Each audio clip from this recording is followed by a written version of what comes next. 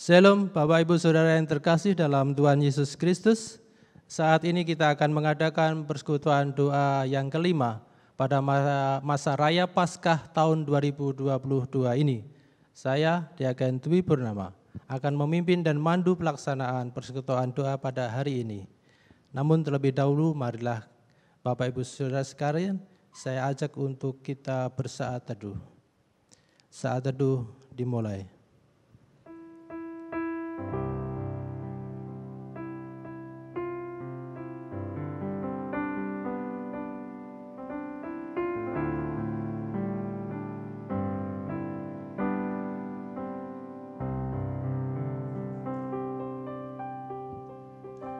Saat teduh cukup. Bapak Ibu Saudara yang terkasih, Tuhan mengutus kita untuk menjadi utusannya, untuk selalu berkarya dalam kehidupan kita. Meskipun kita dihina dan harus menanggung duka, Tuhan tetap mengutus kita. Mari kita pujikan dari pelengkap Kidung Jemaat 182, bait 1 dan 2, Kuutus Kau.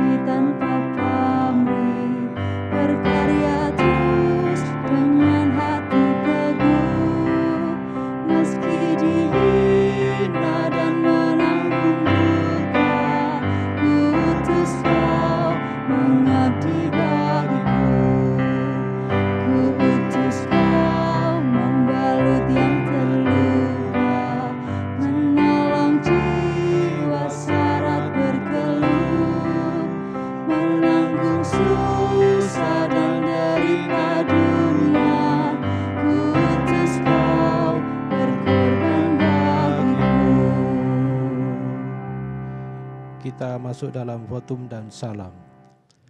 Pertolongan kita adalah dalam nama Tuhan yang menciptakan langit dan bumi. Amin. Amin.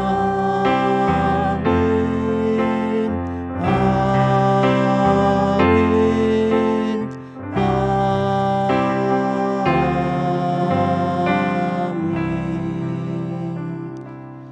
Kasih karunia dan damai sejahtera dari Allah Bapa kita dan dari Tuhan Yesus Kristus menyertai kita. Hosiana, amin. Hosiana, amin. Kembali Bapak Ibu Saudara terkasih, kita pujikan dari pelengkap Kidung Jemaat 182, bait 3 sampai dengan 4, Kuutus Kau.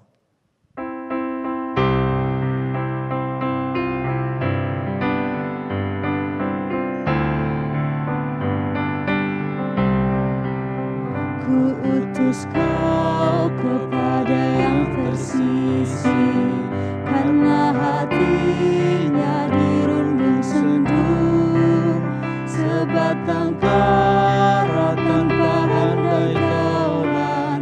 Kuutus Kau membagi kisahku, kuutus Kau tinggalkan ambisimu, padamkanlah segala nafsumu, namun berkaryalah dengan sesama. Kuutus Kau, bersatulah teguh. Bapak Ibu Saudara yang terkasih dalam Kristus, sebelum masuk ke dalam renungan pada persekutuan doa hari ini, marilah kita menyatukan hati dan pikiran kita melalui doa. Saya hantarkan. Bapa kami memuji dan bersyukur kepadamu bahwa Engkau telah izinkan kami untuk berkumpul untuk mengadakan persekutuan doa pada hari ini. Bapa, bagi hamba-Mu yang ingin menyampaikan firman, berkati dan urapi, berilah hikmat kepadanya, apa yang keluar dari mulutnya adalah seturut dengan apa yang Engkau kehendaki.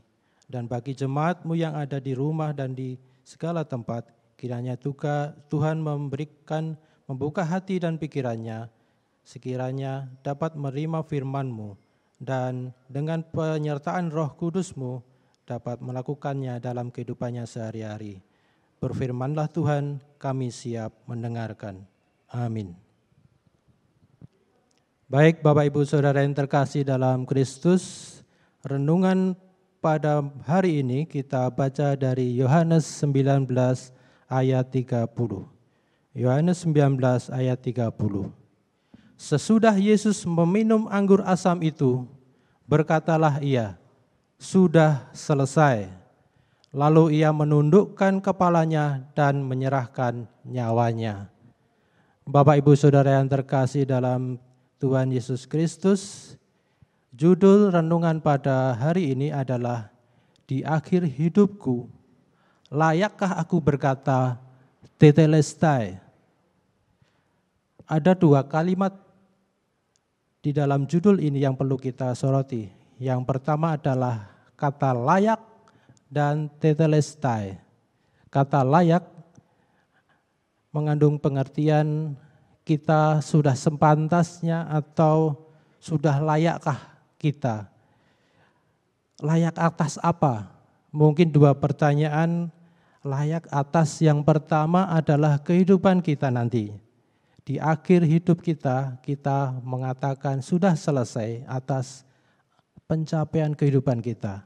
Yang kedua atas kehidupan rohani dan pelayanan kita di tengah-tengah kehidupan kita.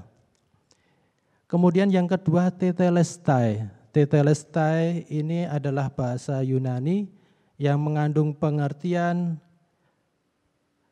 telah selesai. Dalam bahasa Indonesianya sudah selesai atau sudah genap. Ini merupakan perkataan Tuhan Yesus yang ke-6 dari 7 perkataan Tuhan Yesus di kayu salib. Kemudian sebenarnya apa makna yang terkandung di dalam tetelestai ini? Mungkin saya bisa memberikan gambaran ada 4 makna yang terkandung dalam kata Tuhan Yesus tetelestai atau sudah selesai ini. Yang pertama adalah nubuatan tentang Tuhan Yesus sendiri sudah digenapi dalam diri Tuhan Yesus. Banyak sekali kita temukan di dalam Alkitab nubuatan tentang Tuhan Yesus sampai nanti di akhir kehidupannya di kayu salib. Yang pertama, ia dijual oleh kawannya sendiri. Yang kedua, ia akan dijual dengan 30 keping perak. Yang ketiga, gembala harus dibunuh dan domba-dombanya akan bercerai-berai. Kemudian yang keempat, Mesias difitnah oleh saksi-saksi dusta. Kemudian yang kelima, orang-orang akan mencambuk, melukai, bahkan meludahi mukanya. Berikutnya, dia akan dihukum bersama para perampok. Seterusnya, tangan dan kakinya akan ditusuk. Berikutnya, pakaiannya akan direbut dan dibagi-bagi di antara orang-orang yang menyalibkannya. Kemudian, dia berdoa untuk orang-orang kriminal yang disalibkan bersama-sama dengan dia. Kemudian kegelapan menudungi dia. Nubuatan-nubuatan ini telah selesai digenapi oleh Tuhan Yesus ketika berada di kayu salib. Kemudian makna yang kedua adalah kuasa iblis telah dilucuti dan dikalahkan. Ketika manusia jatuh ke dalam dosa, Allah bernubuat dalam Kejadian 3 ayat 15. Beginilah firman-Nya. Berfirmanlah Tuhan Allah kepada ular itu, Aku akan mengadakan permusuhan antara engkau dan perempuan ini, antara keturunanmu dan keturunannya. Keturunannya akan meremukkan kepalamu dan engkau akan meremukkan tumitnya. Kemudian nubuatan ini pun juga digenapi Tuhan melalui Kolose 2 ayat 14 sampai 15. Demikian firman-Nya. Dengan menghapuskan surat hutang yang oleh ketentuan-ketentuan hukum mendakwa dan mengancam kita, dan itu ditiadakannya dengan memakukan pada kayu salib. Ia telah melucuti pemerintah-pemerintah dan penguasa-penguasa dan menjadikan mereka tontonan umum dalam kemenangannya atas mereka. Kemudian makna yang ketiga adalah segenap tuntunan pengampunan dosa dan jalan masuk ke surga sudah selesai dikerjakan oleh Tuhan Yesus. Sejak kejatuhan manusia ke dalam dosa, manusia berada di bawah hukuman dosa. Tetapi melalui kematian Kristus, kita beroleh penebusan, yaitu pengampunan dosa, dan memperoleh jalan menuju kerajaan surga. Keselamatan tidak diperoleh karena usaha manusia, tetapi karena anugerah Allah. Bahkan ketika Tuhan Yesus di kayu salib, di saat-saat terakhir bersama orang-orang kriminal di sebelah kanan kirinya, Tuhan memberikan pengampunannya juga.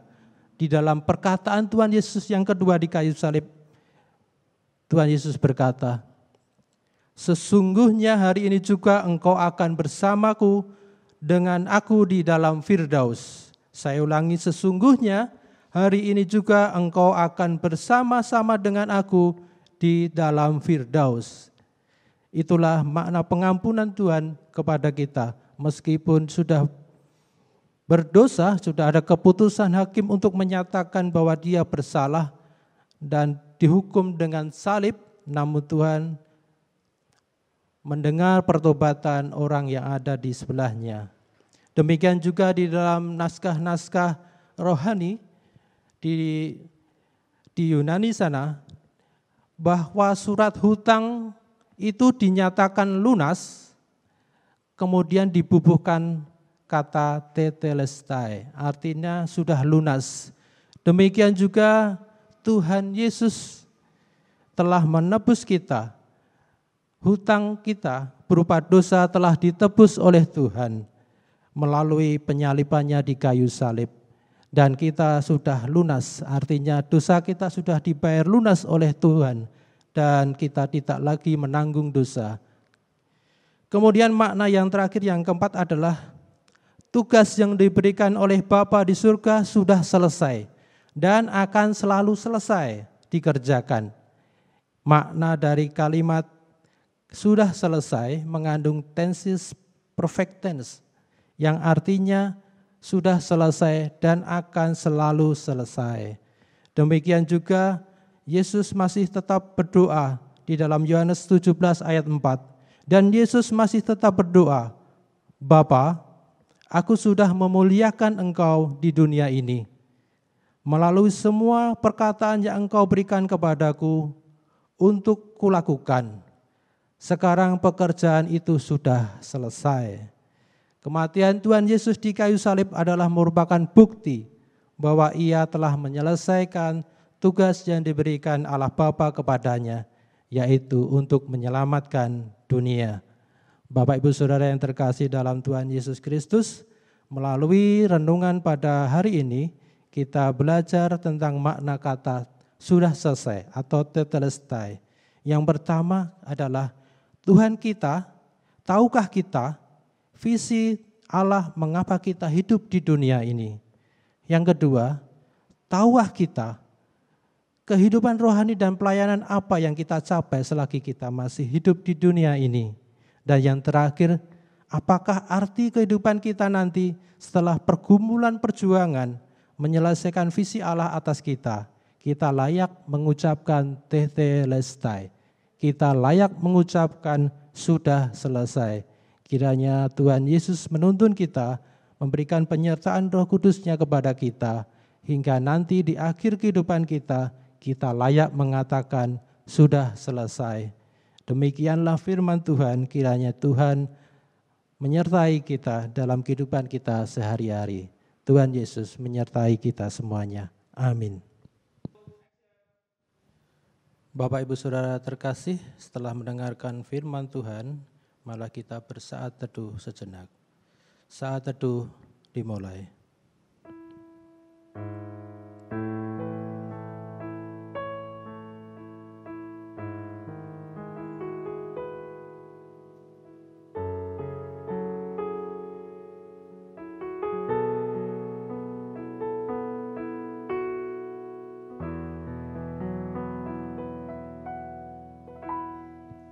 Saat teduh cukup, Mari Bapak Ibu Saudara sekalian, kita tutup renungan pada hari ini dengan nyanyian penutup dengan judul Sampai Akhir Hidupku.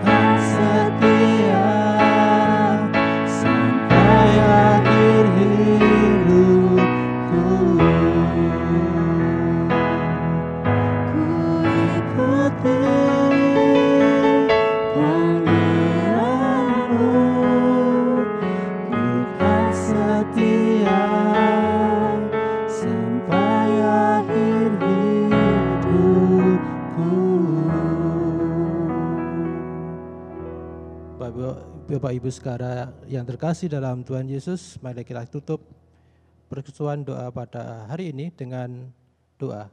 Saya hantarkan. Terima kasih Bapa, terima kasih Engkau masih mengasihi kami. Engkau tahu masa lalu kami, Engkau tahu cerita-cerita kami, Engkau tahu bahwa kami adalah orang-orang berdosa. Tapi Bapa, kami pun paham bahwa Engkau datang ke dunia ini bukan untuk orang-orang yang tidak berdosa, tapi juga untuk orang-orang yang berdosa seperti kami. Layakkanlah Bapa nanti di akhir hidup kami untuk mengatakan sudah selesai atas pekerjaan, atas kehidupan kami, atas kehidupan rohani kami, atas pelayanan kami. Terima kasih Bapa, kami tidak akan mampu melakukan hal itu tanpa penyertaan-Mu saja. Kiranya Roh-Mu yang kudus senantiasa menyertai kami, mampukan kami untuk hidup di dalam kehidupan kami sehari-hari yang penuh dengan hinaan, penuh dengan cacian, penuh dengan hal-hal yang harus kami korbankan, tapi Engkau telah mengajarkan kami untuk senantiasa taat kepadamu, untuk senantiasa mematuhi perintah-Mu, hingga akhirnya Tuhan mengajarkan kami menyelesaikan pekerjaan kami, dan kami layak untuk mengatakan sudah selesai. Bapa, doa yang kurang sempurna ini kiranya Engkau sendiri yang akan menyempurnakannya di dalam nama Tuhan kami Yesus Kristus. Terima kasih Bapa. Haleluya. Amin.